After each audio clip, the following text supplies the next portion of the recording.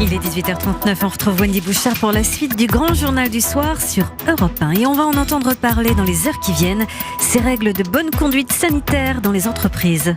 Avec ce protocole qu'on a déjà un peu évoqué dans nos éditions, code de bonne conduite, un cahier des charges pour aider les employeurs à bien organiser le retour physique au travail. Bonsoir Benoît Serre. Bonsoir Wendy. Vous allez être au cœur de ces applications sur les différents sites parce que vous êtes vice-président de l'Association nationale des DRH et beaucoup de questions vont vous être posées très probablement. On va parler de ces règles de bonne conduite en précisant quand même que pour les secteurs d'activité qui le peuvent, le télétravail va rester la norme. Oui, alors on sait qu'il y aura en fait deux phases. À partir du 11 mai, majoritairement, partout où il y a du télétravail, ça va le rester.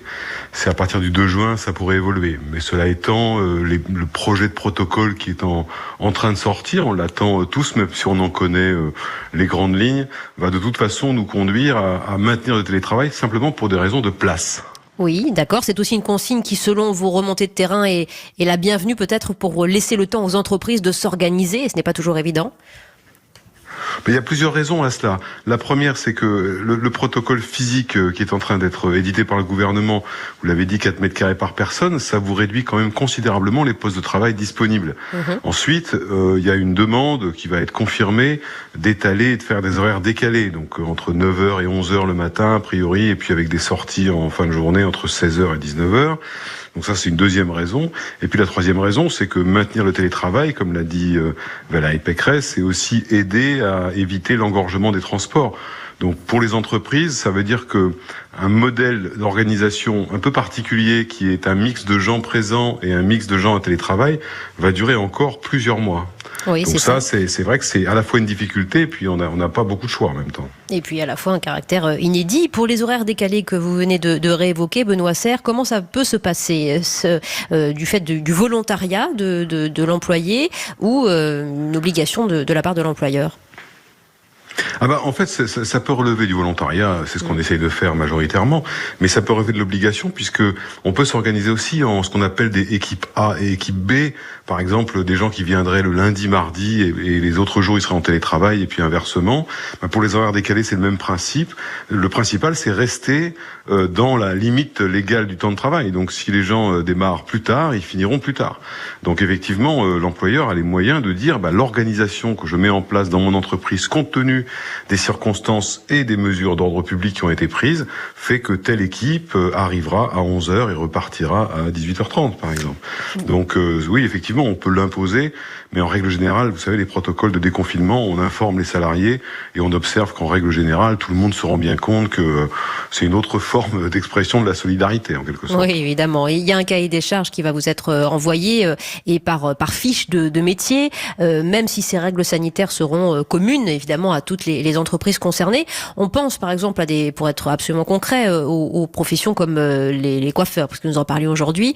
4 mètres carrés, surface définie, donc déterminée pour chaque personne, chaque travailleur. Comment on fait dans des petits salons, par exemple ? Est-ce que ça se fera sur rendez-vous, un client à la fois ? On le voit déjà pour les quelques commerces qui sont un peu ouverts, même s'ils sont alimentaires. Dans les commerces à petite surface, vous avez une personne à la fois qui rentre. Donc si vous prenez l'exemple des coiffeurs, ça veut dire qu'ils vont pouvoir, selon la taille, coiffer en même temps peut-être 2 personnes, là où elles pouvaient en faire 4, 5 ou 6. Donc ça va être une organisation très particulière. Il est probable que le système de rendez-vous sera le plus pratique, parce que sinon, on va pas avoir, comme on le voit aujourd'hui, dans les grandes villes, beaucoup des queues avec des gens qui sont de 1 mètre en 1 mètre, qui font 20 mètres de long pour acheter une baguette de pain. Ce sera pareil pour les coiffeurs. Donc je pense qu'il va y avoir... C'est ça qui est d'ailleurs un peu intéressant, c'est que chaque entreprise, qu'elle soit petite, grande, TPE, PME, est en train de totalement réorganiser sa manière de travailler. Complètement. Et on le sait, ça va durer plusieurs mois. C'est pas une affaire de 1 mois ou 2 mois. C'est la différence avec la période de confinement. Avec probablement des manques à gagner à la clé. Pour les règles strictes maintenant en matière de désinfection des surfaces, les bureaux, les ascenseurs, les sanitaires, ça veut dire, Benoît Serre, des brigades sanitaires sur le terrain qui tourneraient régulièrement. Là, je parle des plus grandes entreprises en l'espèce. Oui, la plupart des entreprises ont renégocié leur contrat de nettoyage puisque... Vous savez qu'on doit nettoyer les bureaux plusieurs fois par jour. Après, il y a un autre aspect aussi, qui est l'organisation de la circulation à l'intérieur des locaux, Oui. qui est encore un autre sujet. Vous avez le sujet des restaurants d'entreprise.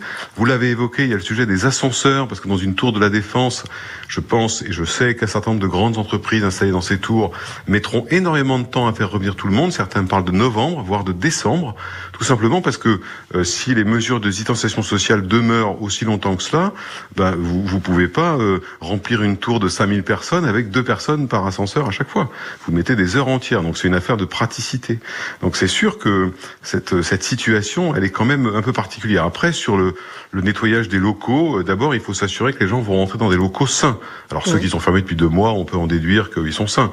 Mais les nettoyer régulièrement, et ça va poser la question des open space qui vont être probablement, on le voit, remplacés au moins temporairement par ce qu'on appelle les flex office, parce que les flex office, personne ne laisse ses affaires sur le bureau, donc c'est plus facile à nettoyer. Ouais, absolument. Écoutez, merci pour ces réflexions concrètes sur ce monde de l'entreprise qui doit et devra s'adapter pour les mois qui viennent. Benoît Serre, partenaire au BCG et vice-président de l'Association nationale des DRH, vous qui répondiez en direct sur Europe 1. Merci beaucoup.